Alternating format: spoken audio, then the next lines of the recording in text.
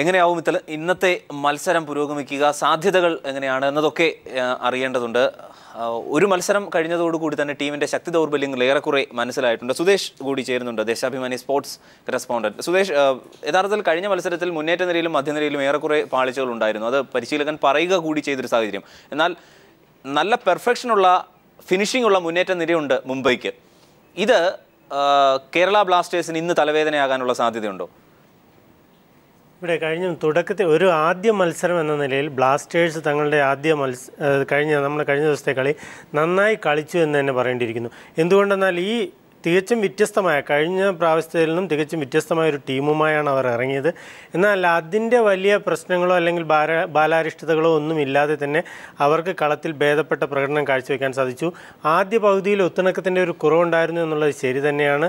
എന്നാൽ രണ്ടാം പകുതിയിൽ അതെല്ലാം മായ്ച്ചു കളയുന്ന രീതിയിൽ തങ്ങൾ പരിശീലിച്ച തന്ത്രങ്ങൾ കൃത്യമായി നടപ്പാക്കാൻ അവർക്ക് സാധിച്ചു എന്ന് വ്യക്തമാകുന്നതാണ്. അരുൺ പറഞ്ഞതുപോലെ മധ്യനിരയിൽ ചില പിഴവുകളുണ്ടെന്നുള്ള യാഥാർത്ഥ്യമാണ്.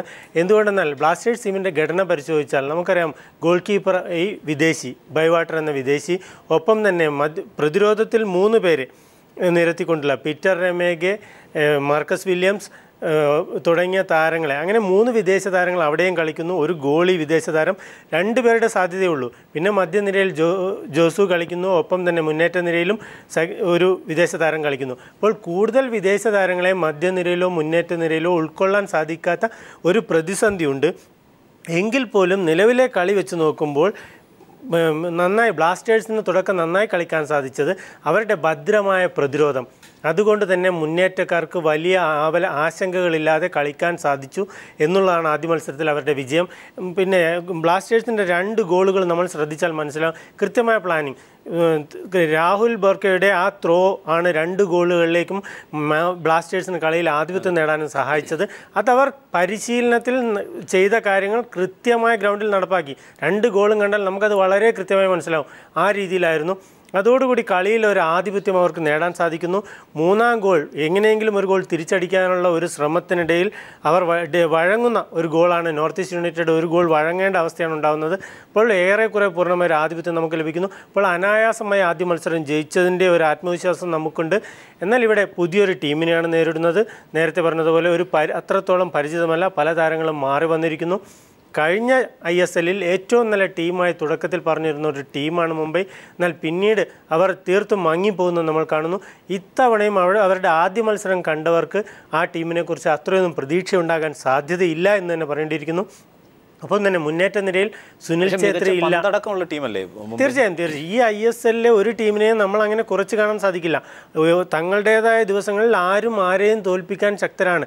എങ്കിൽ പോലും നിലവിൽ ആദ്യ മത്സരം ജയിച്ചിരിക്കുന്നു. ഏറെക്കുറെ ധാരണയോടെ കളിക്കാൻ സാധിച്ചിരിക്കുന്നു. പ്രതിരോധത്തിൽ നല്ല ശക്തമായൊരു പ്രതിരോധം. ഇപ്പോൾ മുന്നേറ്റക്കാർ ഗോൾ കണ്ടെത്തി തുടങ്ങിയിരിക്കുന്നു. ആ നിലയ്ക്ക് ബ്ലാസ്റ്റേഴ്സിന് വ്യക്തമായൊരു ആധിപത്യമുണ്ട് എന്ന് തന്നെ പറയേണ്ടിയിരിക്കുന്നു. മുംബൈക്ക് ഇന്ന് സുനിൽ ഛേത്രി കളിക്കുന്നില്ല. പിന്നെ അനൽക്ക, കഴിഞ്ഞ തവണയും അനൽക്ക മത്സരിച്ചാണ്.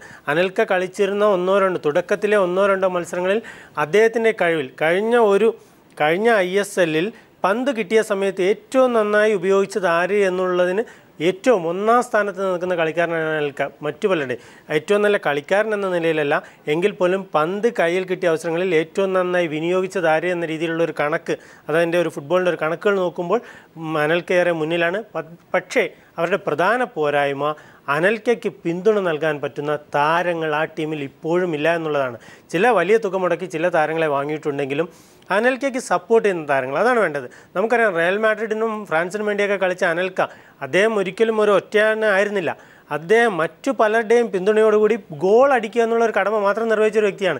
ഇവിടെ എന്ത് വരുന്നു, മെസ്സി ചെയ്യുന്ന പോലെ കളി മുഴുവൻ തൻ്റെ ചുമലിലേറ്റേണ്ട ഒരു അവസ്ഥയാണ് മുംബൈ ടീമിൽ വരുന്നത്. അത് എത്രത്തോളം സാധിക്കുമെന്ന് നമുക്ക് കണ്ടറിയേണ്ടിയിരിക്കുന്നു. പ്രത്യേകിച്ചും അനൽക്കയേക്കാൾ ആ ഒരു നിലവാരത്തിന് താഴെയുള്ളവരാണ് സ്വാഭാവികമായ മറ്റു താരങ്ങൾ. അതുകൊണ്ട് അവർക്ക് എത്രത്തോളം പിന്തുണ നൽകാൻ കഴിയുമെന്നുള്ളത് വലിയ ഘടകമാണ്. അതിൻ്റെ ഒരു കുറവ് മുംബൈ ടീമിനുണ്ട്. അത് ഇന്നും നിർണായകമാകാൻ സാധ്യതയുണ്ട്. അതുകൊണ്ട് ഇന്നത്തെ മത്സരത്തിൽ ഏറെക്കുറെ ഒരു വ്യക്തമായ ആധിപത്യം തന്നെയുണ്ട് ബ്ലാസ്റ്റേഴ്സിന് എന്ന് പറയേണ്ടി വരും. ഇവിടെ ബിനീഷ്, സുദേശ് സൂചിപ്പിച്ചൊരു കാര്യമുണ്ട്. കാരണം ഈ ലോങ് പാസ്, ത്രോ, ഇതിനകത്തൊക്കെ കൃത്യമായ പരിശീലനം മത്സരത്തിന് മുമ്പ് നേടിയിരുന്നു എന്നുള്ളതാണ് വസ്തുത. അതിൻ്റെ കൃത്യമായ ഗുണമുണ്ടായിരുന്നു. ആ ഗോളിൽ കലാശിച്ച 2 ത്രോയും കോർണറിൽ നിന്നാണ് എടുത്തത്. വളരെ ഭംഗിയായി രാഹുൽ അത് കൃത്യമായി നിർവഹിക്കുകയും ചെയ്തിരുന്നു. ആ തരത്തിൽ മത്സരത്തിന് മുമ്പ് ഏതൊക്കെ ഭാഗത്താണ് പോരായ്മ എന്ന് കൃത്യമായി ടൈലർ പറയുകയും ചെയ്യുന്നുണ്ട്. അങ്ങനെ നോക്കുമ്പോൾ ഇന്ന് പിഴവുകൾ പരിഹരിച്ചിറങ്ങുന്ന ഒരു ടീമിനെ തന്നെ നമുക്ക് കൃത്യമായി കാണാൻ സാധിക്കും. കാരണം ടൈലർ പഴുതടച്ച് കാര്യങ്ങൾ ചെയ്യുന്നു എന്ന് തോന്നുന്നുണ്ട് ഈ മത്സരം കാണുമ്പോൾ. തീർച്ചയായിട്ടും ഞാനന്ന് സൂചിപ്പിച്ച പോലെ ഈ പീറ്റർ ടൈലർ എന്നൊക്കെ പറഞ്ഞാൽ നമുക്ക് അത്യന്തം പ്രൊഫഷണലായ ആൾക്കാരാണ്. അവർ പ്രൊഫഷണലിസം അവർ സംസാരത്തിൽ മാത്രമല്ല അവർ പ്രവൃത്തിയിലും കാണിക്കുന്നവരാണ്. കാരണം നമുക്ക് തന്നെ കാണാം, ആ 2 ഗോളുകൾ ശ്രദ്ധിച്ചാൽ തന്നെ അറിയാം, സെറ്റ് പീസിലൂടെയാണ് ഈ ഇപ്പോഴത്തെ മോഡേൺ ഫുട്ബോളിൽ നമുക്ക് ആകെ കിട്ടുന്ന അവസരങ്ങൾ സെറ്റ് പീസസ് ആണ്. ബാക്കി എല്ലാ ടീമുകളും തുല്യരായിരിക്കും, ഈ 2 ശക്തികളും ഏകദേശം തുല്യരായിരിക്കും. അപ്പോൾ കിട്ടുന്ന ഹാഫ് ചാൻസ് ഗോളാക്കുക, ആ ടീം വിൻ ചെയ്യുന്നുള്ള അവസ്ഥയാണ്. ഇപ്പോൾ ISL ആയാലും നമുക്ക് കാണാൻ പറ്റുന്ന അതായിരിക്കും. ഏകദേശം എല്ലാ ടീമും തുല്യരായിരിക്കും. അപ്പം നമുക്ക് കിട്ടുന്ന ഹാഫ് ചാൻസ് ആര് കൺവേർട്ട് ചെയ്യുന്നു, ആര് ചാൻസസ് യൂട്ടിലൈസ് ചെയ്യുന്നു, അവർ ജയിക്കുന്ന അവസ്ഥയാണ്. അപ്പോൾ ഇവിടെ നമ്മുടെ 2 ഗോള് തന്നെ കണ്ട പീറ്റർ ടൈലർ പ്രത്യേകിച്ച് അതിനു വേണ്ടി എനിക്ക് തോന്നുന്നു രാഹുൽ എന്ന് പറഞ്ഞ പ്ലെയറിനെ കളിപ്പിക്കുന്നത് തന്നെ ഈ ലോങ് ത്രോന് വേണ്ടിയാണോ എന്നുള്ളൊരു സംശയം പോലും തോന്നിപ്പോകും. കാരണം രാഹുലിന് ഒരു വലിയ ഇമ്പാക്റ്റ് ഒന്നും അന്നത്തെ കളിയിൽ ഉണ്ടാക്കാൻ സാധിച്ചിട്ടില്ല. ഈ 2 ത്രോന് ശേഷം ആണ് എനിക്ക് തോന്നുന്നു മറ്റ് നമ്മുടെ ഓഡിയൻസ് പോലും രാഹുലിനെ ശ്രദ്ധിക്കാൻ തുടങ്ങി കാണുക. കാരണം അതാണ് പുള്ളി അന്ന് ചെയ്തതിൽ ഏറ്റവും ബെസ്റ്റ് നല്ല കാര്യം. അപ്പോൾ ഈ പ്രൊഫഷണൽ കോച്ചിൻ്റെ ഒരു ഗുണം തന്നെയാണ് ആ ഒരു സെറ്റ് പീസ് വർക്കൗട്ട് ചെയ്യുക. സെറ്റ് പീസ് വർക്കൗട്ട് ചെയ്യുന്നതിൽ കാര്യമില്ല, അത് എങ്ങനെ കൺവേർട്ട് ചെയ്യുന്നു അവിടെയാണ് നമ്മുടെ ഈ കോച്ചിൻ്റെയൊക്കെ ഗുണം മനസ്സിലാക്കുക. അതുകൊണ്ട് തന്നെ ഇന്ന് കഴിഞ്ഞ മാച്ചിൻ്റെ നമുക്ക് പറ്റിയ തെറ്റുകൾ അത് തീർച്ചയായിട്ടും പരിഹരിക്കാനുള്ള ട്രെയിനിങ് സെഷൻ അവിടെ നടന്നു കാണും. കാരണം നമുക്ക് തന്നെ അറിയാം, നമ്മുടെ ഡിഫൻസാണ് ഇന്ന് നമ്മുടെ കഴിഞ്ഞ മാച്ച് കണ്ടാൽ തന്നെ അറിയാം, ഡിഫൻസ് എന്ന് പറഞ്ഞാൽ നമ്മുടെ ഡിഫൻസ് തുടങ്ങുന്ന ഗോൾ കീപ്പർ എന്നാണ്. ഫസ്റ്റ് ഡിഫൻഡർ ഈസ് ഗോൾ കീപ്പറാണ് എപ്പോഴും. ഡിഫൻഡർ ആയിട്ടാണ് ശരിക്കും ഗോൾ കീപ്പറിനെ കൂട്ടേണ്ടത്. അപ്പം നമ്മുടെ 4 പേരും ഫസ്റ്റ് ഫോറിനേഴ്സാണ് കളിക്കുന്നത്. അവരെ അണ്ടർസ്റ്റാൻഡിങ് ആണ് നമ്മുടെ ടീമിൻ്റെ കീ ആയി. കഴിഞ്ഞ മാച്ചിലെ കീ എന്ന് പറഞ്ഞു കഴിഞ്ഞാൽ ആ 4 പേരായിരുന്നു. ഈ നേരത്തെ സുധേഷ് സൂചിപ്പിച്ച പോലെ നമുക്ക് ആകെ കിട്ടുന്നത് 4-6 പേരെയാണ് നമുക്ക് ഫീൽഡിൽ ഇറക്കാൻ പറ്റുന്നത്. അതായത് 4 പേര് നമ്മുടെ ഡിഫൻസിലേക്ക് പോയി. ഇപ്പോൾ സന്ദേശ് ജിങ്കാൻ വന്നാലാണ് നമുക്ക് ഇതിനൊരു മാറ്റം സംഭവിക്കാൻ സാധ്യതയുള്ളത്. ഒരാൾ ഡിഫൻസിന് ഇട്ട് കഴിഞ്ഞാൽ അപ്പോഴും ഞാൻ പറയുന്നത് 2 ഫോറിൻ സ്ട്രൈക്കേഴ്സിനെ കളിപ്പിക്കണം എന്നാണ്. ഡഗ്നലും സാഞ്ചാസ് വാട്ടും കൂടി വന്നു കഴിഞ്ഞാലാണ് അതിനൊരു മൂർച്ച വരുള്ളൂ നമ്മളെ അറ്റാക്കിന്. ഇവിടെ നമ്മുടെ ഇപ്പം പരിഹരിക്കും ആയിരിക്കും എന്നാണ് നമ്മൾ പറഞ്ഞത്. ഇപ്പോൾ പ്രൊഫഷണൽ കോച്ചാണ്. പക്ഷെ നമ്മൾ ശ്രദ്ധിക്കേണ്ട ഒരു കാര്യം, ഇത്രയും 4 ഡിഫൻസ്, അതായത് 4 പ്രൊഫഷണൽ ഫോറിൻ പ്ലെയേഴ്സ് ഉണ്ടായിട്ടും കഴിഞ്ഞ മാച്ചിൽ ഫസ്റ്റ് ഹാഫിൽ തന്നെ അതിശക്തമായ 3 അറ്റാക്ക് നമ്മുടെ ഡിഫൻസിനെ പൊളിച്ചിരുന്നു. ആ പൊളിച്ചതിൽ നമ്മുടെ ഭാഗ്യം കൊണ്ടും അവരുടെ ദൗർഭാഗ്യം കൊണ്ടും അത് 2 എണ്ണം ഓഫ് സൈഡ് ആയിരുന്നില്ല.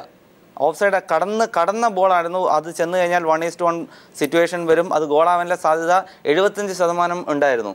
ഇത്രയും നല്ലൊരു ഡിഫൻസിനെ നമ്മൾ സെറ്റ് ചെയ്തിട്ടും ആ ടീം നമ്മുടെ ഡിഫൻസിനെ പൊളിച്ചിരുന്നു. അതൊക്കെ പരിഹരിച്ച് കാണുമെന്ന് നമ്മൾ വിശ്വസിക്കുന്നു ഇന്നത്തെ മാച്ചിൽ. സുധേഷ്, ഈ അന്തിമ 11 പ്രത്യേകിച്ച് സാഞ്ചസ് വാട്ടിനെ എങ്ങനെയാവും വിനിയോഗിക്കുക എന്നുള്ളത് മുംബൈയുടെ പ്ലേയിങ് 11 കൂടെ കണ്ടിട്ടാകും അറിയാൻ സാധിക്കുക. എങ്ങനെയാണ് ടീമിനെ ഒരുക്കുന്നത് ഇറക്കുന്നതെന്നാണ് പൊതുവിൽ കാണാൻ സാധിക്കുന്നത്. ഇവിടെ ബ്ലാസ്റ്റേഴ്സിൻ്റെ ടീം ലൈനപ്പിൽ വലിയ മാറ്റങ്ങളുണ്ടാകാൻ സാധ്യതയില്ല എന്ന് തന്നെ കരുതണം. എന്തുകൊണ്ടെന്നാൽ ജിങ്കാനെ പോലുള്ള കളിക്കാർ ഇപ്പോഴും എത്തിയിട്ടില്ല. ഒപ്പം തന്നെ മർച്ചേന പരിക്കിൽ നിന്നും പൂർണ്ണനായി മുക്തനായിട്ടില്ല.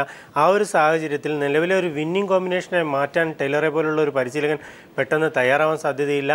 നിലവിൽ ബെയ്വാട്ടർ ഗോൾ കീപ്പറായി തുടരാൻ സാധ്യതയുണ്ട്. റെമേഗയും മാർക്കസ് വില്യംസ് അതിഗംഭീരമായ പ്രകടനമാണ് കഴിഞ്ഞ കളിയിൽ കാഴ്ചവെച്ചത്.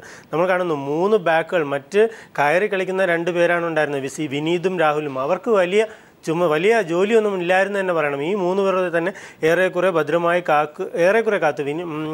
ബിനീഷ് പറഞ്ഞതുപോലെ ചില വീഴ്ചകൾ ഉണ്ടെങ്കിലും 2ാം പകുതിയിൽ അതൊക്കെ നികത്തുന്ന പ്രകടനം അവരുടെ ഭാഗത്തു നിന്നുണ്ടായിട്ടുണ്ട്. പിന്നീട് നമ്മൾ കാണുന്നത് മധ്യനിരയിൽ ചിലപ്പോൾ ചില മാറ്റങ്ങൾ വരാം. അതിവിടെ പറഞ്ഞതുപോലെ വിദേശ താരങ്ങൾക്കുള്ള സാധ്യത കുറവാണ്. ജോസു എന്ന കളിക്കാരൻ മാത്രമാണ്. അദ്ദേഹം കഴിഞ്ഞ കളിയിൽ തിളങ്ങിയത് കാരണം അദ്ദേഹത്തെ മാറ്റാനുള്ള സാധ്യതയില്ല. ഒരു സാധ്യത ശങ്കർ സാംബിഗിരിരാജ് എന്ന യുവതാരം, അദ്ദേഹം കളിക്കാനുള്ള ഒരു സാധ്യത ഇന്ന് മധ്യനിരയിൽ. ചിലപ്പോൾ വിനീതിനെയോ അല്ലെങ്കിൽ രാഹുലിനെ മാറ്റാൻ സാധ്യതയില്ല. വിനീതിനെ പോലുള്ള താരങ്ങളെ അല്ലെങ്കിൽ പീറ്റർ കർവാലെ പരിക്കേറ്റ് മാറി നിൽക്കുന്നു എന്നാണ് അറിയുന്നത്. അവർക്ക് പകരമായി ശങ്കറിനെ പരീക്ഷിക്കാനുള്ള ഒരു സാധ്യത കാണുന്നുണ്ട്.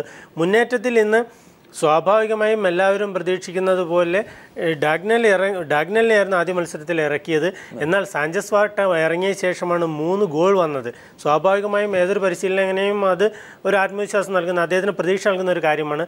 ആ നിലയ്ക്ക് സാഞ്ചസ് വാട്ട ആയിരിക്കണം എന്നാണ് ഏവരും പ്രതീക്ഷിക്കുക. സ്വാഭാവികമായും അത് തന്നെയായിരിക്കും. എന്നാൽ ചില പ്രത്യേക തന്ത്രങ്ങൾ, ഇത്രനാളും ഡാഗ്നലിനെ പോലുള്ള ഒരു കളിക്കാരനെ, പീറ്റർ ടെയിലറിനെ ഏറെ നാളായി അറിയാം. ഒരു മത്സരത്തിൻ്റെ മാത്രം പ്രകടനത്തിൽ അദ്ദേഹത്തെ വിലയിരുത്തുക എന്നുള്ളത് ടെയിലറെ സംബന്ധിച്ച്, നമ്മൾ കാണികളെ സംബന്ധിച്ച് അത് യാഥാർത്ഥ്യമായിരിക്കാം. എന്നാൽ ടെയിലറെ പോലുള്ള ഒരാൾ പെട്ടെന്ന് മാറ്റുമോ എന്നുള്ളത് വ്യക്തമായി അറിയില്ല. ആ നിലയ്ക്ക് വാട്ടോ ഡാഗ്നലോ രണ്ടിലൊരാൾ, റാഫി തന്നെയായിരിക്കും അവർക്ക് കൂട്ടായി ഉണ്ടാവുക. 2 വിദേശ താരങ്ങളും കളിക്കാനുള്ള സാധ്യതയില്ല. സ്വാഭാവികമായും വിദേശ താരങ്ങളുടെ എണ്ണം 6 പേരിൽ മാത്രം ചുരുക്കേണ്ട സ്ഥിതി കൊണ്ട്. മറുപക്ഷത്ത് അവർ മുംബൈ വലിയ പ്രയാസത്തിൽ, അല്ലെങ്കിൽ ഹെയ്ത്തി താരങ്ങൾ, മുന്നേറ്റത്തിലും പ്രതിരോധത്തിലുമുള്ള ചില ഹെയ്ത്തി താരങ്ങൾ അവർക്ക് കഴിഞ്ഞ കളിയിൽ നല്ല പ്രകടനം കാഴ്ചവെക്കുന്നു. പക്ഷേ അവരുടെ ആന്ദ്രേ മൊറൈറ്റ്സ് എന്ന ബ്രസീൽ താരം കഴിഞ്ഞ ISLൽ തന്നെ നമ്മൾ കണ്ടതാണ്. മുംബൈ ജയിച്ച മത്സരങ്ങൾ, പൂനെയും മറ്റും അവർ വലിയ മാർജിനിൽ തോൽപ്പിച്ച മത്സരങ്ങളിൽ മൊറൈറ്റ്സിൻ്റെ നല്ല പ്രകടനം നമ്മൾ കണ്ടതാണ്. അദ്ദേഹത്തിൽ കേന്ദ്രീകരിച്ചാണ് ഏറെക്കുറെ മുംബൈ കളിക്കുന്നത്. സ്വാഭാവികമായും മുന്നേറ്റത്തിൽ ചില ഇന്ത്യൻ താരങ്ങളെ പരീക്ഷിക്കാൻ തന്നെയാണ് സാധ്യത. ഹെയ്ത്തി താരം ഉണ്ടാവും അവർക്കൊപ്പം. ആ രീതിയിലുള്ള ഒരു കോമ്പിനേഷനായിരിക്കും അവർ ഇന്ന് അവർ പരീക്ഷിച്ച് നോക്കുന്നത്.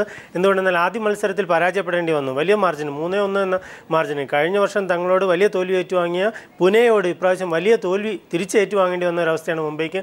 അതുകൊണ്ട് വലിയ മാറ്റങ്ങളോടെ ആയിരിക്കും. അതുകൊണ്ട് മുംബൈ ലൈനപ്പിനെ കുറിച്ച് ഒരു വ്യക്തമായി പറയാൻ സാധിക്കില്ല എന്ന് തോന്നുന്നു.